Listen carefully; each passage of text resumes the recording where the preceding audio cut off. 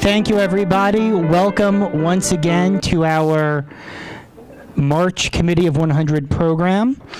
How will Virginia's hospitals expansion meet Arlington's needs? Before we get going, I would like to recognize elected officials in attendance. We have our State Senator Barbara Favola here.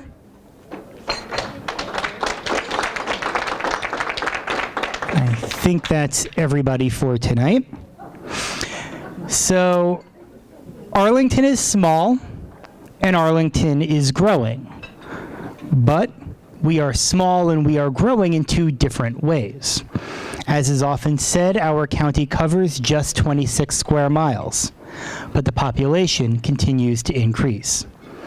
Most estimates suggest that Arlington's population has risen by 1/5 since the start of the century, and most demographic prognosticators expect that more people will continue to want to live here. And against this backdrop, Arlington's community and local service organizations have a hard time keeping up with the county's population growth and the needs of more residents. In response, Virginia Hospital Center, Arlington's only hospital, is planning to expand into its adjacent property to meet current healthcare needs and to provide for continued growth. Now, I won't go into the details of the expansion. All three of our speakers can do so with much more information and much more eloquence than I can. But in brief, the expansion would grow the hospital's footprint north of its current site, in a site bounded by George Mason Drive on the west, North Edison Street on the east, and 19th Street North on the north. It is land that has been owned by Arlington County, and the hospital is swapping its old property off South Carlin Springs Road for that county parcel. Now, of course, part of living in such a geographically small county is that different uses of land necessarily abut each other. The hospital is surrounded by residential neighborhoods on all sides, and these residents will be well served by having the hospital at such close proximity. I think a couple of people on their way and mentioned how fortunate they felt to be close to their doctor's appointments. But the residents nearby will feel the disproportionate share of the impacts from having such an operation nearby, whether that's noise or traffic or just the construction of the new site itself for the time being. And so as the hospital expansion draws closer to approval and to the construction itself, we are bringing together stakeholders to discuss these challenges and their responsive with the broader community. To wit, we are pleased to welcome three speakers. First, we will be joined by Adrienne Stanton, the Vice President and Chief Marketing Officer for Virginia Hospital Center. Adrienne joined Virginia Hospital Center in 2006 and is responsible for developing and implementing the hospital's marketing and communication strategies and for overseeing the organization's executive health, health promotion, and senior health services. Prior to joining VHC, Adrian had over 25 years of healthcare experience in the Metro DC region, and he is a past member of the region's healthcare advisory group. Next, Tracy Greiner will join us. Tracy is the chair of the Virginia Hospital Center Expansion Neighborhood Task Force. The task force is a cooperative effort of 3 civic associations that surround the hospital site, and Tracy joins from the John M. Langston Civic Association in the Halls Hill neighborhood, which is just northeast of the hospital. Tracy has lived in Arlington for 28 years. He works in home renovation, but also enjoys time at his house in West Virginia for those moments where 26 square miles isn't just quite enough space. And finally, to wrap our discussion and to provide a broader perspective, we welcome Nancy Iacomini, a member of the Arlington Planning Commission and chair of the Virginia Hospital Center Site Planning Review Committee, SPRC in the lingo. Nancy has been a member of the Planning Commission since 2012 and an Arlington resident since 1980. She's participated in way too many community activities to list here, lest we knock it out on time, but has also chaired the Historical Affairs and Landmark Review Board, the Towing Advisory Board, and the Fire Station 3 Relocation Task Force. I'm sure we'll all have many good questions, so on to the discussion. Please join me in welcoming Adrienne Stanton. Just a few facts, because although the hospital has been in Arlington for 70 years, you may not know some of the intricate things about the hospital. Move very quickly into why do we need to expand, and then I'll talk a little bit about the expansion. I'm going to move quick because I want to get to the important stuff, which is to hear your questions. So I will move along.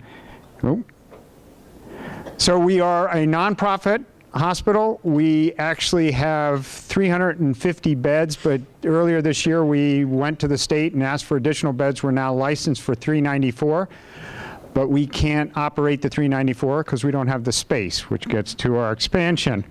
I think probably the other big thing I want to make sure is we are the only independent hospital in the area. What does that mean? We're not part of a large system. We stand alone. So that is very unique. There's only 3 hospitals in the state of Virginia who are independent, and we're one of those. We have over 3,000 employees, over 200 from an economic impact, over 200 million in salaries and benefits, 52,000 volunteer service hours, and 1,200 physicians make up the hospital's medical staff.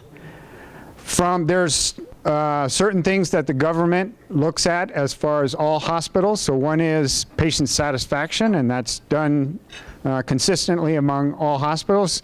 We are the highest ranked hospital with regard to patient satisfaction. We're the lowest cost provider for hospitals as far as our charges. And from a safety perspective, we're the only hospital in the area that has a safety grade of A, which is given out by the Hospital Safety Grade Organization. We are also affiliated with the Mayo Clinic. We are part of the Mayo Clinic Care Network.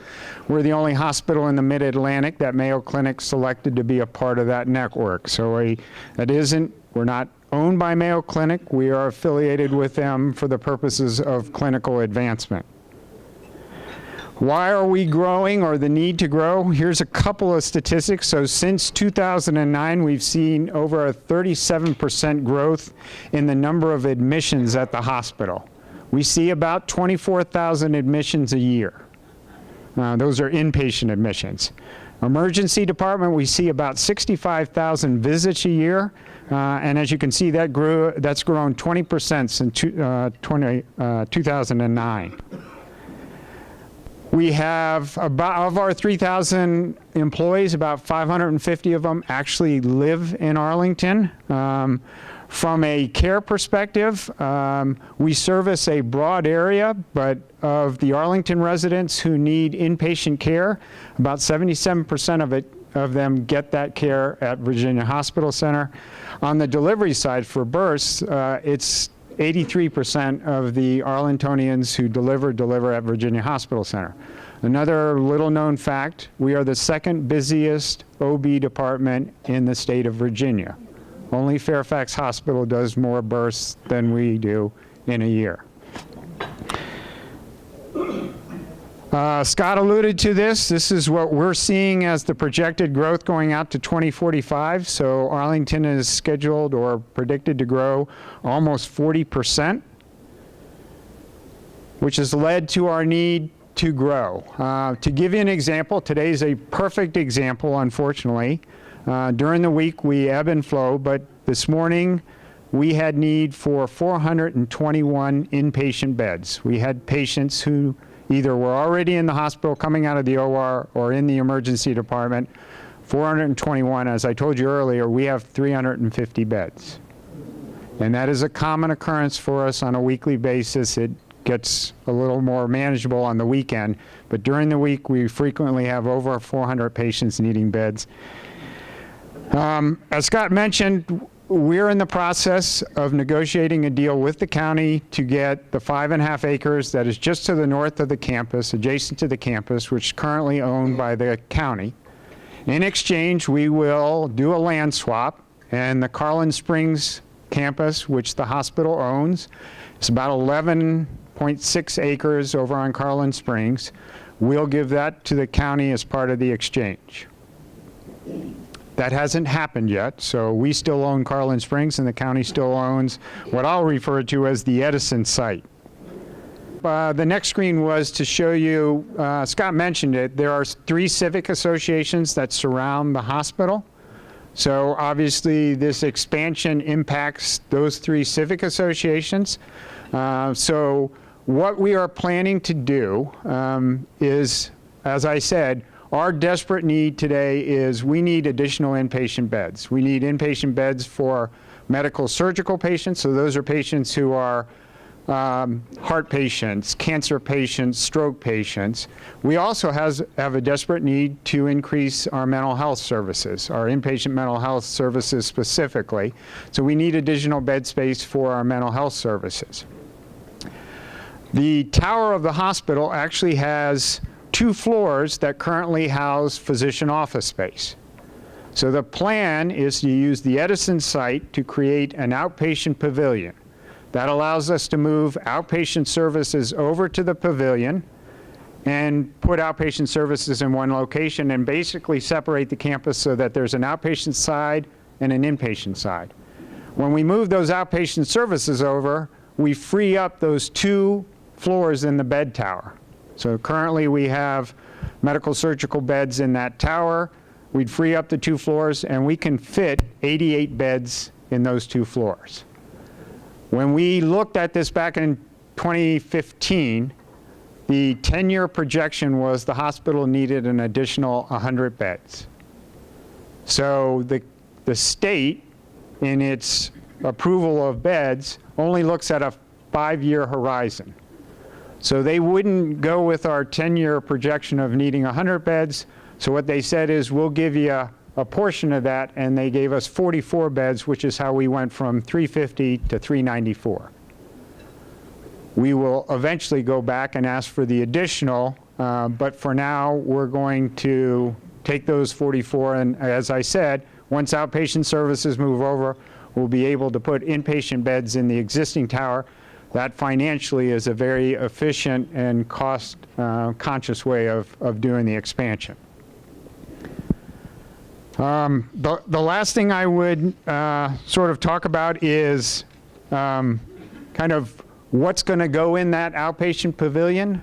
So outpatient services like our outpatient surgery, our outpatient radiology or imaging, our outpatient lab, outpatient pharmacy. We will also have our outpatient physical therapy over there to include our aquatic pool. We'll go over into the new pavilion.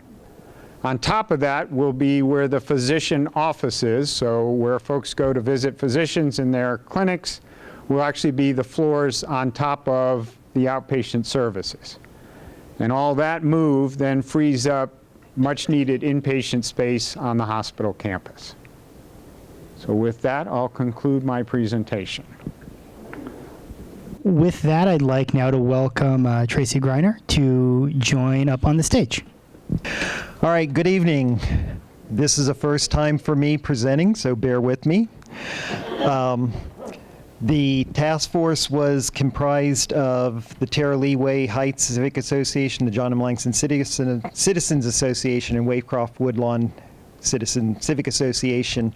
In July of 2015, we held regular meetings communicating with the hospital center and many public meetings with the neighbors of our civic associations. Currently, 4 members of the task force sit on the SPRC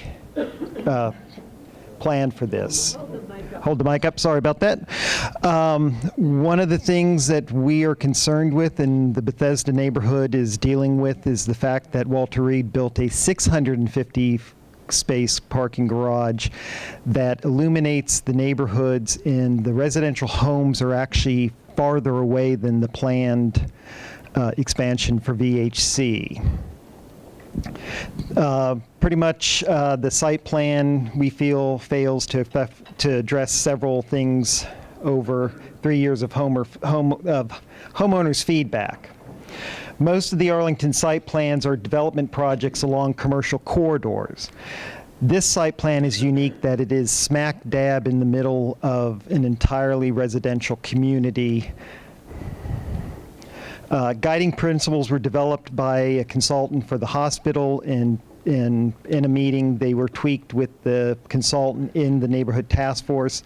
Some of them were avoid adjacent street parking, minimize traffic, evoke a sense of place, continue forum for communications, and long-range planning. Some of the major gaps we feel are the adjacent street traffic. We're dealing with multiple entrances, congestion, constrained egress for homeowners, pedestrian risks, evoke a sense, the looming multi-story buildings, minimal setbacks, oversized parking garage will dominate the landscape. In long-range planning, approval of the site plan for the Edison Street property will be the guide for what gets developed in between the existing hospital tower and this property. Street traffic, several entrances that are in and out, egress to and from homes of area residents, especially on George Mason Drive. This gentleman right here has actually, his home and driveway is now going to become the center of a new entrance and traffic light where they're going to have to look at a traffic light 24/7 going on and off. Pedestrian safety, and one of the community things is they feel that traffic light needs to be relocated. Evoke a sense of place. In the red is the current hospital tower. The original plan for the tower was to be in the southwest corner right here.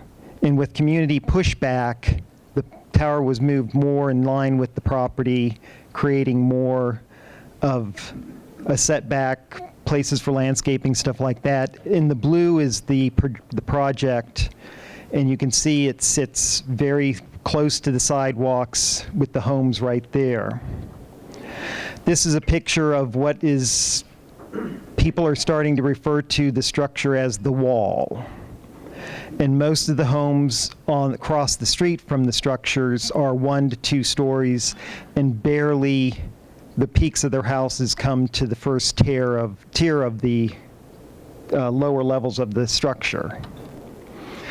This is long-range planning. It gives you a good idea of what the current campus looks like, and also includes the existing county building, so you can sort of see there's a slope down towards the Edison Street property, and in between is the aging infrastructure, and this is what one of the concerns is, what's going to happen in between with whatever gets developed on the Edison Street property.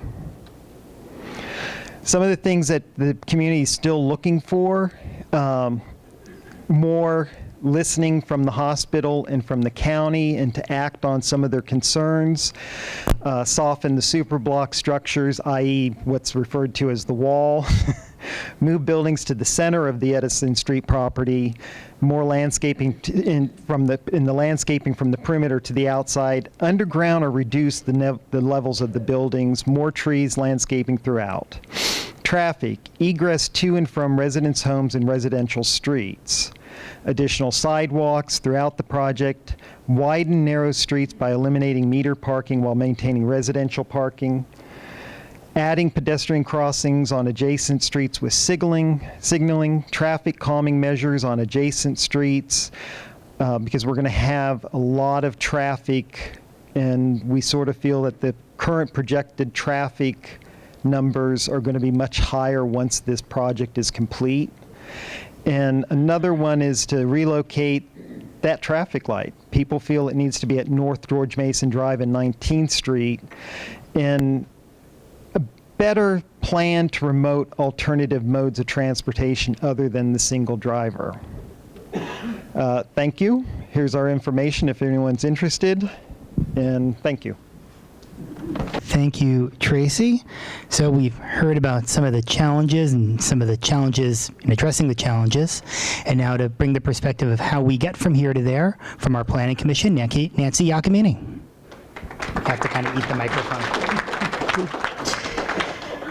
Thank you, Scott, very, very much. And gosh, I'm going to be really, really boring because I'm just going to talk about process, because you've heard what the hospital has in mind and is thinking. You didn't see very many of their pictures. And you've heard from Tracy some of the things that we're hearing at the SPRC table. So let me talk about the process that's going to try to synthesize those two things.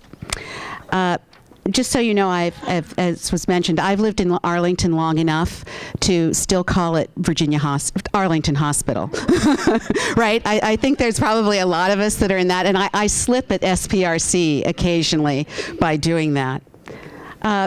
just out of curiosity, how many people in the room have ever participated in an SPRC review? I think there's a couple. There you go. There's a couple people who've done this in the past. So site plan review process, SPRC for short, is what we routinely use in the county for review of large site plan projects. It was started in the 1970s by some of the members of Committee of 100, like Elizabeth Y. So it has a very long and good tenure. It serves as a convening point of representatives of those affected by the proposal. So the applicant, county staff, neighborhood representatives, planning commissioners, and representatives of other boards and commissions. And as has been said, most of our site plans actually are in what we call the Roslyn-Ballston corridor, or down in Crystal City, in Pentagon City. So it is unusual to have this large of a proposal in the midst of a single-family neighborhood. The SPRC is a subcommittee of the whole of the Planning Commission. So all the planning commissioners sit on it, and it is chaired by a planning commissioner. And in order to engage what really are a myriad of interests in the county, there's a standing list of citizen advisory groups whose representatives sit at the SPRC table and participate in the meetings. These are people like from Transportation Commission, Park and Recreation Commission. One of the things that we did for the hospital SPRC is to invite representatives from the Commission on Aging, as well as Community Services and the Commission on Disability. Each commission gets to name their own representative, and the civic association within whose boundaries the proposal is, and those that might be bordering it, are asked to send 2 representatives each. And so we did reach out to Waycroft Woodlawn and Tara Leeway, and to Tracy's, to John M. Langston for folks. Just so you know, the goals of SPRC are to promote the highest quality of land use planning and design and development projects, make sure a project is in compliance with the county's adopted plans and policies, and address community concerns and goals such as compatibility with the neighboring properties and the community as a whole.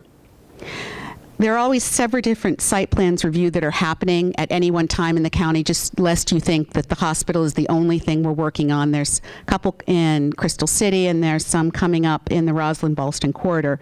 Each one meets about once a month. Meetings are about 2.5 to 3 hours generally, and each site plan tends to have 4 to 5 meetings total. Sometimes it can be a little more, and for the hospital, because it's a complicated site, we may end up having more. There is a master agenda for site plans. It's a list of topics that we apply to every site plan so that there's sort of fairness across all projects. We address these various topics one at a time, first getting an understanding of the adopted plans and policies that govern the site, then how the site is proposed to work, what the proposal is, how it works or doesn't with the current site and the neighborhood, how transportation is, what the massing of the buildings are, etc. We usually have questions at each meeting whose answers come at the next meeting. It is an iterative process during which we encourage site plan applicants to modify aspects of proposed projects based on the feedback that they're getting from the committee. We don't have a period for public comment on our agendas for SPRC because they are not public hearings. They are subcommittee meetings. But many of us lately who chair SPRCs know that we have a lot of interest in neighborhoods, so we try at the end of an evening to be able to reach out and let people who've just come to watch speak and tell us what they're thinking. SPRC is representational, so the interest group work through their representatives at the table. I want to say, too, that county staff is part of this, and they do meet with the applicant outside of the SPRC process and help to shape the various options that are brought to SPRC. We don't vote at SPRC. We try to get consensus, and when we can't, we identify those areas, and we take that forward as a report to the Planning Commission. The Planning Commission will hold a public hearing where we ask people to come and testify. Through our motions at that meeting, we will be giving our advice to the county board members. In the end of the day, it's the county board that gets to decide what happens with the site plan, how it may be modified, and all the things that pertain to it. So right now with the hospital, we've had 3 SPRC meetings, as well as a community forum in November and a site walking tour in January. The first meeting was just an overview, but in the second and third meetings, we have begun to dig into some of the transportation problems or issues that Tracy outlined. As you can imagine, at one point we think there might be an increase of, or there'll be 900 trips northbound on George Mason. That's a great increase. And the hospital is looking for ways to manage traffic coming into their site. And we don't want to overburden George Mason, but we also know we have residents on George Mason who are very concerned about how they get in and out of their projects. So we're not done with the transportation topic. I think we'll hear it again, but for our next meeting on March 22nd, we are moving on to building forms and massing. Again, as I think that you heard from Tracy, one of the proposals is for the parking garage will be 90 feet. That's 3 times the height of an average older single-family home. So as one can imagine, living in a house on the other side of Edison or 19th, I don't say George Mason just because it's a 4-lane highway. It's a little different of a situation than a small neighborhood street. There will want to be discussions as about pushing it back, some setbacks. You know, sometimes I think we find that sometimes height's a little more acceptable, or some of it, if it sits back further from us. So we're going to see what happens with that. We know it's going to be an interesting discussion on the 22nd, and we won't finish it that day. I'm sure that we'll carry it over. We'll also need to talk about open space and community benefits and some other things. I'm still hopeful we will be on track with the hospital site plan and wanting to get it to the board, June? I think we sort of thought about it. But we will hold SPRC meetings as long as we think that they're efficacious. You know, as with anything in our lives, you do get to the point where, you know, if you keep talking about this, you're still not going to change anything. So it's at that point we really do just need to move along. You know, as we said, this isn't an easy site. But, you know, in Arlington, there are no easy sites because everything here is infill, isn't it, right? We all have a built context that something new is coming to. So with our goals and policies, we really want to see about how something will enhance the county while honoring its neighbors. And just so you know, the county staff does maintain a website and with a project page for the hospital. So if you go in and Google Virginia Hospital Center, don't do Arlington Hospital like I do, Virginia Hospital Center and Arlington County Planning, you'll probably find the site and the page. And that lists the meetings that we've had and all of the documents presented there if you want to see some of the pictures. And it'll list any of our upcoming meetings. I will say that at SPRC, we don't necessarily get into the business plan of our applicants, right? When JBG comes forward to us, we don't say to them, you know, why do you think that you need a 16-story building, an office building, and stuff like that. So I'm not sure that we will probably not do that at SPRC, but I think there have been some community questions that I know I've gotten from people afterwards that, and perhaps we can address them this evening, that are things like, you know, what exactly will be in the new building? What happens to my doctor who isn't on Arlington Hospital's staff, but who is an independent doctor who's in the condo building? I think some of us are experiencing, at least I've been told, that the physicians to whom they go, who used to be able to perform outpatient surgery at Virginia Hospital Center, are choosing not to do that anymore. Some people are traveling to McLean or Reston or other places. So how will this new facility actually address that, and what kind of privileges are there, and how does it continue to be a community hospital? I know I love being able to go to the hospital for my doctors. They're all there now. At one time before I retired, I was able to go to other places. Now I just want to come to Arlington. And I think all of us are like that. And we'd like our total care to be there. So thank you very much. But now we have our wonderful Committee 100 Q&A, the ground rules for which are simple. If you have a question, you raise your hand. Sir. My name is George Towner. I'd like to know, what are the zoning requirements for the parcel that the hospital seeks to acquire? The zoning will, one of the requests is to change the zoning on the site to be SD, Special District Zoning. And it's currently S3A, is that correct? Yeah, which is the zoning that we use in the county underlying county facilities, right? The Edison Center was a county facility, so we'll be changing it. There are some requirements in SD that there be a master plan presented, and I think the hospital is thinking about that, and really how much can they know 20 to 25 years in the future. But I think at our March 22nd meeting, we'll see a move or two for the next 10 or 20 years.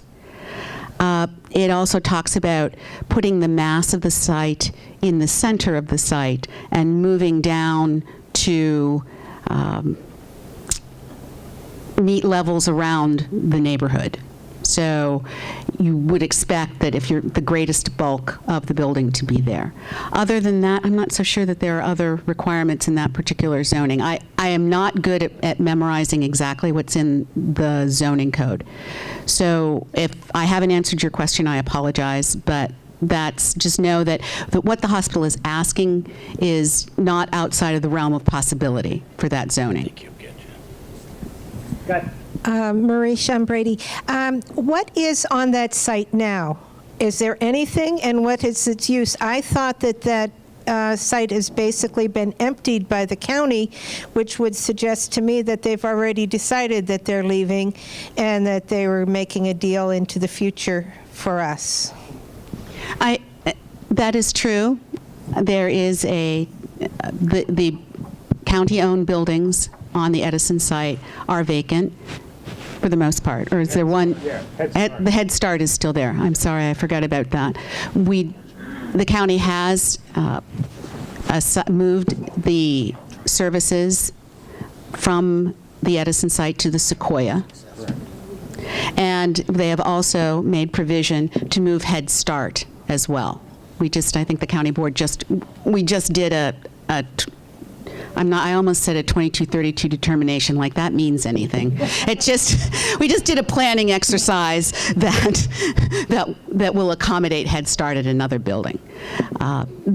Just going back a little ways, if anybody remembers the concept of public land for public good, the Edison site was thought a part of that discussion a couple of years ago. And there was even some thought of whether the county would partner and do affordable housing. There were all kinds of different thoughts with it.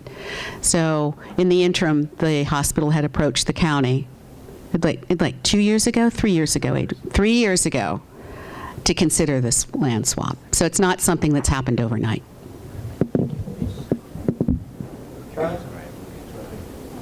Yeah, thanks, Charlie Clark.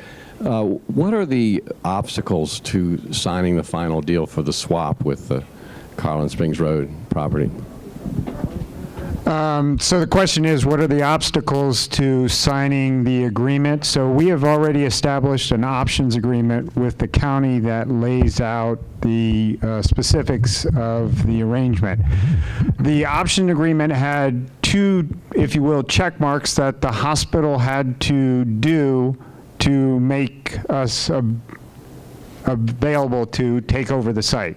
So the first one, the county wanted to make sure that we were going to do what we said we were going to do on the site, and the way they tried to enforce that was to say, you have to get approval from the state for what you need that is regulated by the state. And so we went through the state process, got the additional beds, we got approval for additional imaging services, so we've checked that box. The second box we needed to check was to complete the site planning process, and that's what we're going through right now through Nancy's guidance, and ultimately that will go in front of the county board. If we get site approval, then that says we can sit down at the table and do the deal. So what stands in the way of the deal is we're going to do a land swap. We have to agree on what's the value of the two parcels of land. Right now, the estimated value of the Edison property is around $12 million. The Carlin Springs property that the hospital owns is around $10 million. So there's a $2 million deficit, again, based on what we determined is the correct value for those two properties. The hospital owns some other property, which we have also put on the table, so the county can either ask for a check for the difference, or they can ask to look at some of the other land we own and possibly take that. So those are the things that I would say are the obstacles to getting this done completely.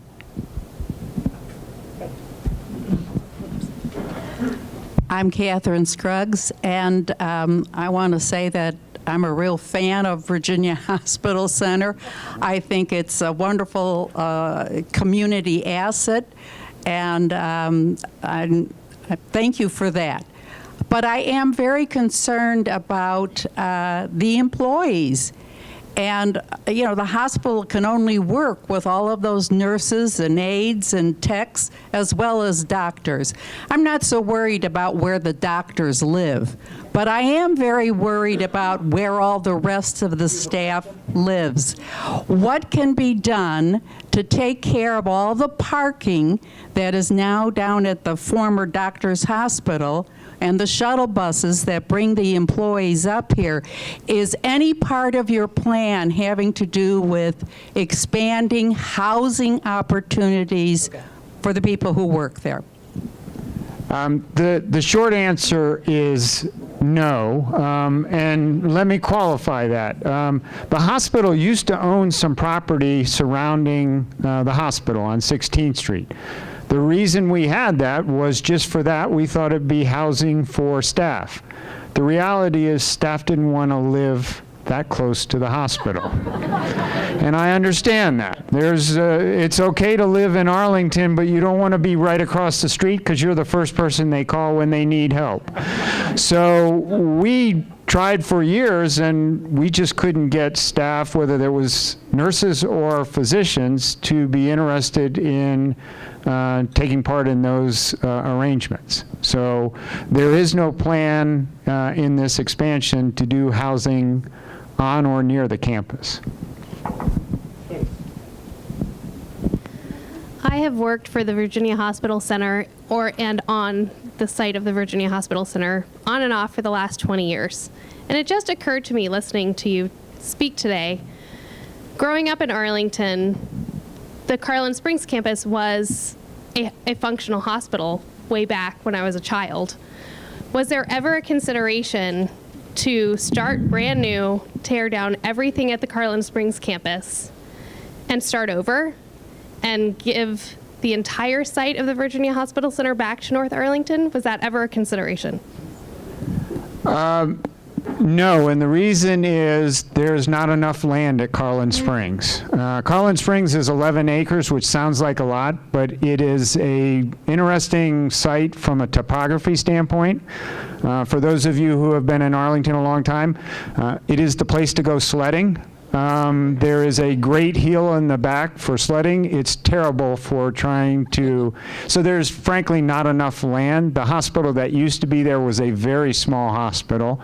Actually, there were 3 hospitals. I think you could actually say 4 hospitals in Arlington at one time, and now there is only ours. Yep.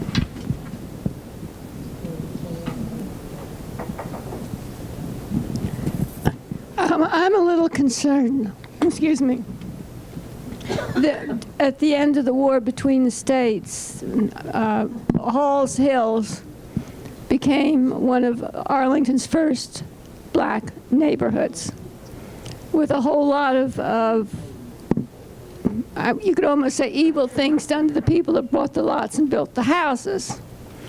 Some of those houses are still there.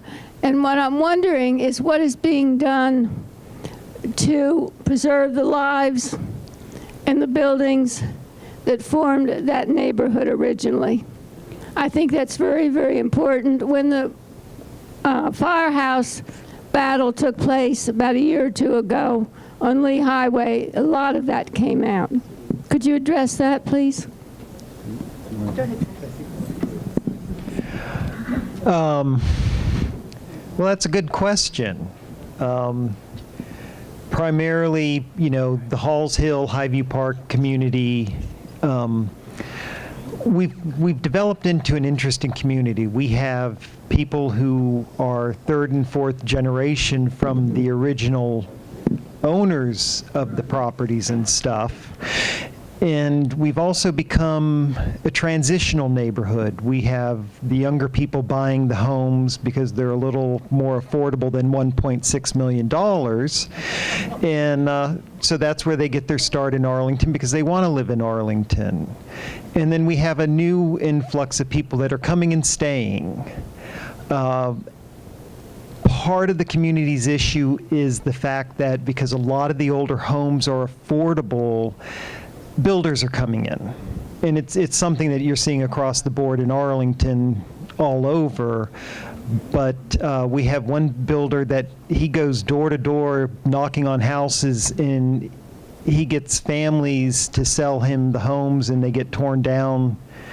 And he's building $1.2, $1.3, $1.4 million homes.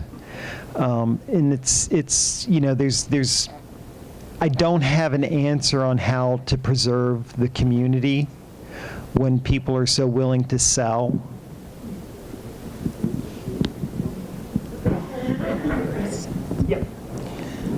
Rosalie Jewell, my impression is there hasn't been very much or not enough discussion between the neighborhood associations and the hospital. Is that correct?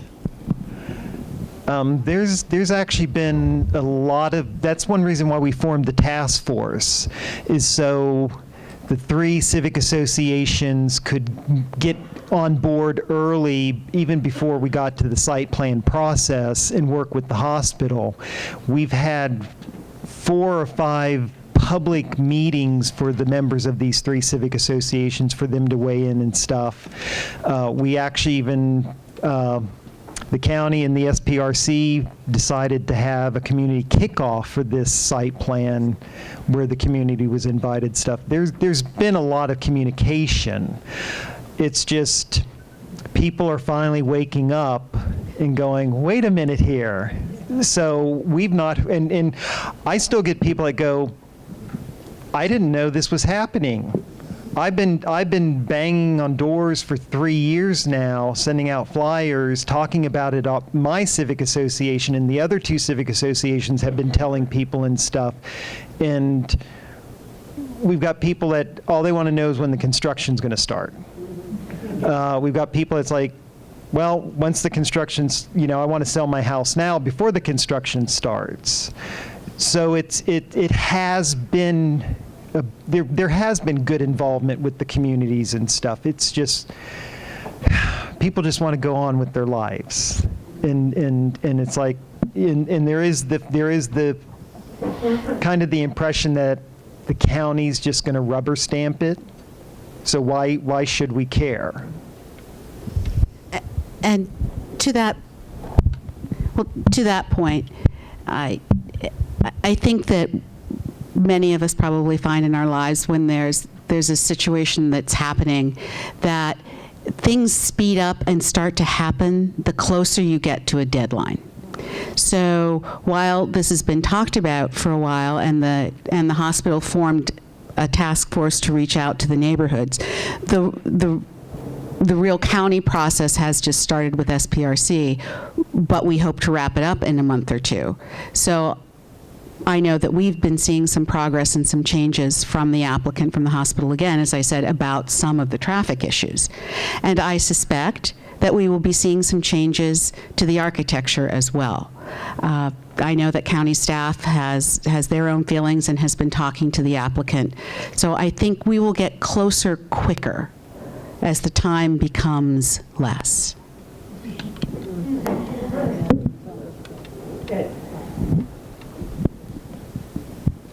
This may be too early to ask, but Adrian, I'd ask you, do you know yet what might happen to the pediatric center that's at the Carling Spring location? Yes, I can answer part of that, and I can tell you it will continue to operate. What I don't know is where it will be. So at some point, we're going to have to vacate Carlin Springs, assuming everything goes through with the deal. For the operations that are at Carlin Springs, some of them make sense to stay in that area. So Arlington Pediatric Center is a perfect example. We're looking at potential homes in and around that area. It's the right place to put that service.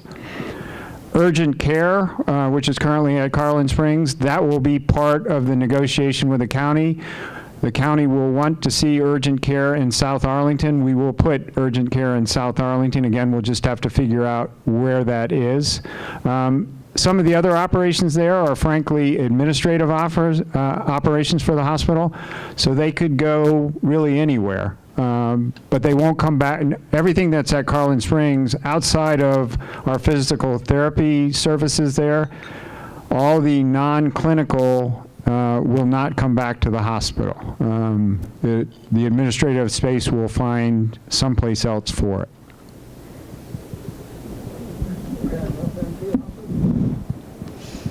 I'm Marjorie Hobart, and I heard mention of expanding beds for mental health care, and I presume substance abuse as well. How many of those new beds that you will get in the tower, if you get this expansion to the Edison site, do you expect will go to mental health care? We are actually working with a collective group, a mental health group representing Arlington County. So we are working out the numbers right now. We're kind of trying to line that up with the SPRC process. So I don't know exactly what the number is. That's part of the work we're doing with this task force or community group that's helping us define what's the right number, not only for today, but for the future. My question is, I always thought that green building was just a little tacky relative to the other sites. Why don't you just get rid of that and build that over? I think you're referring to the medical office building that a lot of people go by the 1715 or medical office C. We can't. That building is a condo arrangement. So the physicians who are in that building actually own their suites. So although we own the land, we do not own the building. So we just can't do what we wish on that. Sounds like he thinks that'd be a good idea, too.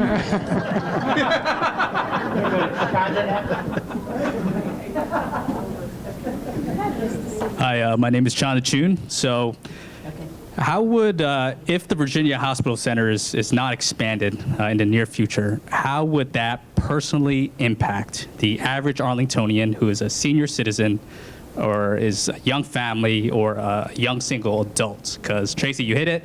Why should I care? And so how would it impact them on a personal terms if the hospital center is not expanded? Well, I think it starts with kind of what we're experiencing today. So with 421 patients needing a bed, what that means is on every single day we are trying to manage the flow of patients. That makes us have to do things that we don't like to do from a clinical perspective. What do I mean by that? If you're in the emergency department and you need a bed, if the bed's not available, we're boarding you in the emergency department until a bed comes available. If you're coming out of surgery and you need a bed, we're boarding you in what we call the PACU. That's, don't misread that, you're clinically safe, but that's not the way we'd like to take care of you. We want you in a bed. You start doing that too much, and now all of a sudden the physicians are going to say it's hard to get a patient bed. Maybe I take the patient to another hospital. And now we see Arlingtonians having to go to get care at another hospital, and that's what we don't want to have happen. My name is Dottie Clark, and I maybe it's because I'm one of those seniors. The time frame for this seems like it's going to be disruptive to the community for an extended period of time, and that's a concern too. I assume for the community, it is for me, and I don't even live there. So the question is, once if the hospital is approved to expand, once that happens, how long will the process take until the building is completed, approximately?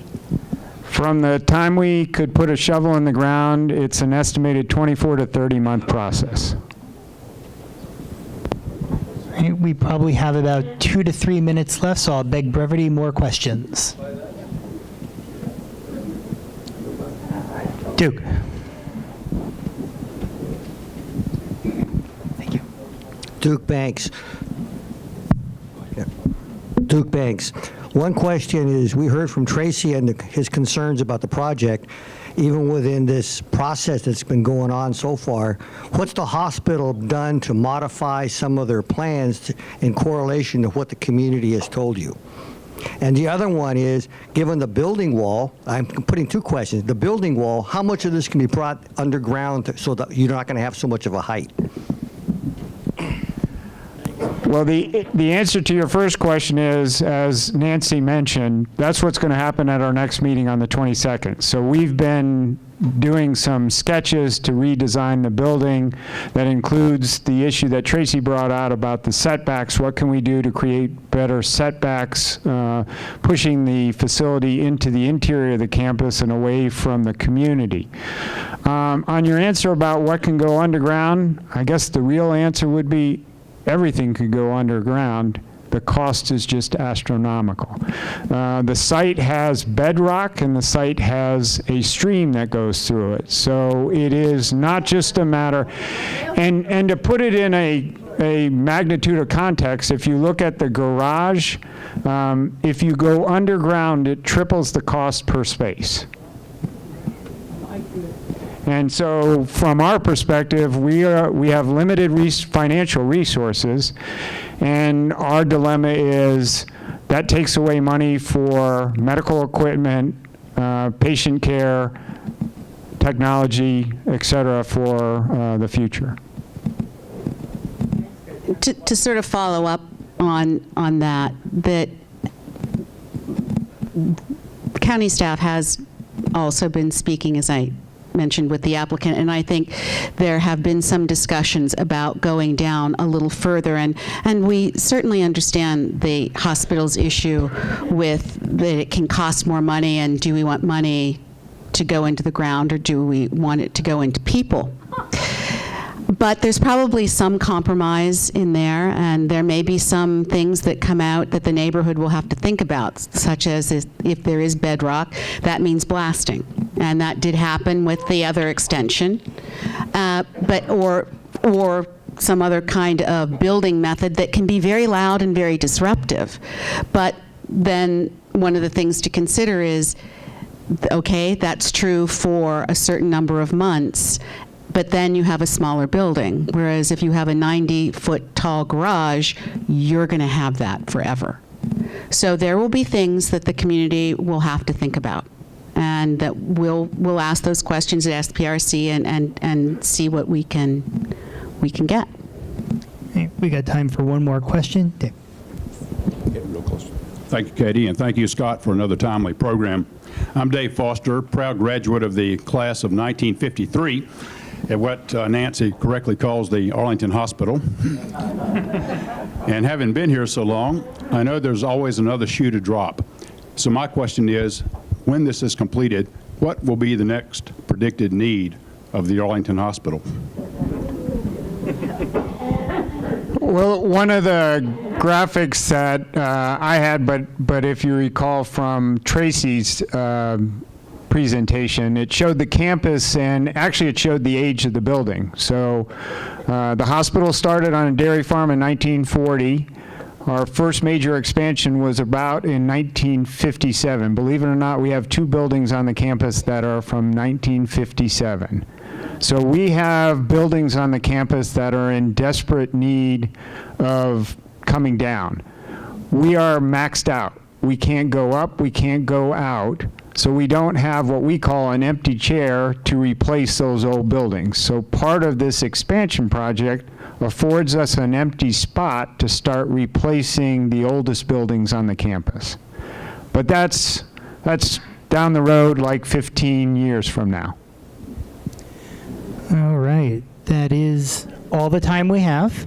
So I'd like to ask you to keep your seats for a couple more minutes. Just one announcement and a bunch of thank yous.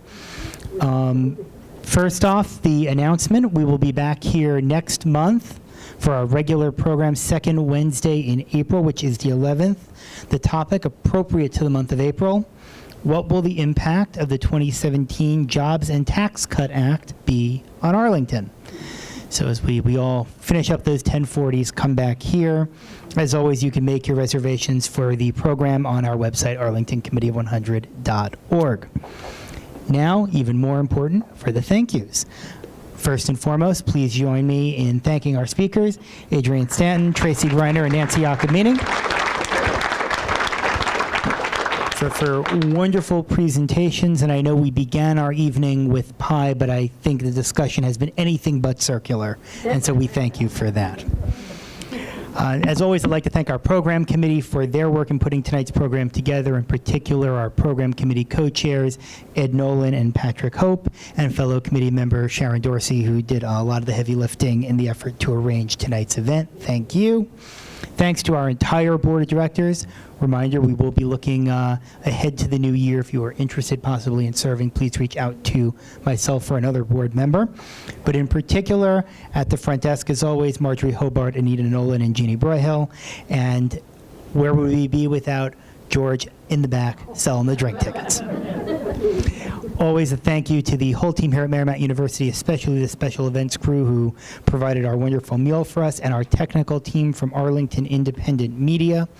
As a reminder, you can watch this and all of our programs on AIM's cable channel, which is Comcast 69 or Verizon 38, Sunday afternoons at 5:30 or Monday evenings at 10. Additionally, they are up on the AIM YouTube page, which we do link from our website, arlingtoncommittee100.org. And I always like to say, if you have a friend you think would have been interested in this but wasn't here, want to share it, you can please link to that. It usually takes about 2 weeks, 3 weeks to get the programs up on the website.